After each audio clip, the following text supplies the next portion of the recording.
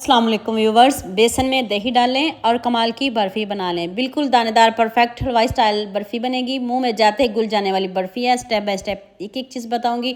आपने वीडियो को एंड तक पूरी वॉच करना है। तो चलें शुरू करते हैं। 2 कप मैंने बेसन लिया है। 2 कप इसलिए लिया है कि जब हम बर्फ़ी बनाएं थोड़ी ज़्यादा बने और एक एक पीस सबको आ जाए। अब आपने इसमें 3 चम्मच दही डालना है। सिर्फ दही डाल के आपने इसको बहुत अच्छे से मिक्स कर लेना है। अगर चम्मच से मिक्स नहीं हो रहा तो फिर हाथ से आप इसको बहुत अच्छे से मिक्स कर लें। इतना मिक्स करना है कि इसकी मुट्ठी सी बन जाए। तो इतनी दानेदार बर्फ़ी बनेगी। आप इसको जितना मर्ज़ी पकाओगे ये ऐसे ही दानेदार रहेगी। अब इसको पीसना है, पीसना ज़रूरी है। आप जग में डाल के पीस लें, चॉपर में, जैसे मर्ज़ी इसको पीस लें इसको। यहाँ मैं आपको याद दिला दूँ, अगर आपको मेरी रेसिपीज़ पसंद आ रही हैं तो जल्दी से मेरे फेसबुक पेज को भी फॉलो कर लो और साथ में मुझे यूट्यूब पे भी सब्सक्राइब कर दो। ये आपकी तरफ से प्यार होता है, मोहब्बत होती है, खुशी होती है कि आपको मेरी रेसिपीज़ पसंद आ रही हैं। देखें कितनी अच्छे से दानेदार सी पिस की, मैं आपको करीब से दिखाती हूँ। ये ऐसे ही रहेगी। अब इसको छानना ज़रूरी है। छानेंगे तो फिर एक जैसी आपकी बर्फ़ी बनेगी, जिसमें जो थोड़ी थोड़ी बड़ी बड़ी गुठलियाँ वो रह गई हैं, इसको हम साइड पर कर देंगे। इसके आप मोतीचूर लड्डू बना लें।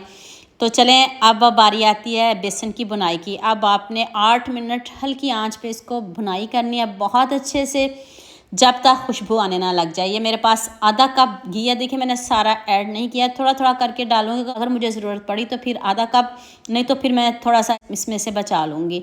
हल्की आंच पे बुनाई करनी है। बेसन की इतनी जल्दी बुनाई हो जाती है, कलर चेंज करने लग जाता है। हमने इसका कोई कलर चेंज नहीं करना। अब मैंने दोबारा से 1 चम्मच घी डाला है और इसके अलावा हम घी इसमें नहीं डालेंगे। आधा कप पूरा नहीं लगा, आपके सामने थोड़ा सा बच गया है। अभी मैं दिखाती हूँ। देखिए कितनी दानेदार बर्फ़ी है। जितनी मर्ज़ी इसकी बुनाई करेंगे और ये दानेदार ऐसे ही रहेगी। नेक्स्ट पैन में 1 कप चीनी लिया है, उसमें 1 कप पानी डालें और इलायची कूट के मैंने डाली है। आप इसमें पाउडर भी डाल सकते हैं। अब इसकी चाशनी नहीं बनाएंगे, बस थोड़ा सा इसको पकाएंगे। कितना पकाना है अभी बताती हूँ। थोड़ा सा मैंने इसमें फूड कलर ऐड किया। ये ऑप्शनल है, अगर आपके पास नहीं है तो इसको स्किप भी कर सकते हो, इसके बगैर भी बन सकती है। इससे ज़रा शाइनी बर्फ़ी बनेगी। तो अब जब ये आपकी चाशनी पकना शुरू हो जाए ना, तो अब आपने इसको 1 से 2 मिनट ही पकाना है, ज़्यादा नहीं पकाएंगे। तो जब ये पक जाए, चीनी मेल्ट हो जाए बहुत अच्छे से, तो फिर हम बेसन में इसको डाल देंगे। अब हल्की आंच पे इसको पकाएंगे तब तक जब तक बैटर फोल्ड होना शुरू ना हो जाए। कलर लुक खुद चेक करें। अब मुझे जल्दी से ये भी बता दें, मुझे किन किन मुल्क और किन किन शहरों से देख रहे हो। मुझे बहुत खुशी होती है जब आपके फेसबुक और यूट्यूब पर खूबसूरत से कमेंट पढ़ती हैं। आप सबका खूबसूरत कमेंट करने का बहुत बहुत शुक्रिया। और आप सबके लिए भी दिल से दुआ मेरी, आप भी हमेशा खुश रहिए और हमेशा मेरे साथ ऐसे ही जुड़े रहिए। देखिए कितनी ज़बरदस्त हमारी बर्फ़ी रेडी हो गई है। अब आप सबके साथ शेयर भी करें, कमेंट पे करें। अब आपने इसको किसी मोल्ड में सेट कर लेना है, ग्रीस कर लीजिएगा पहले। अब 2 से 3 घंटे इसको आपने काउंटर पे ही छोड़ देना। लेकिन मैंने इसकी बहुत जल्दी लुक की है, आप थोड़ा वेट करके करिएगा। अभी देखिएगा ऐसे फ्रेश बहुत मज़े की बर्फ़ी बनी है कि रहा नहीं जा रहा, जितनी मज़े की ये दानेदार बर्फ़ी बनी है।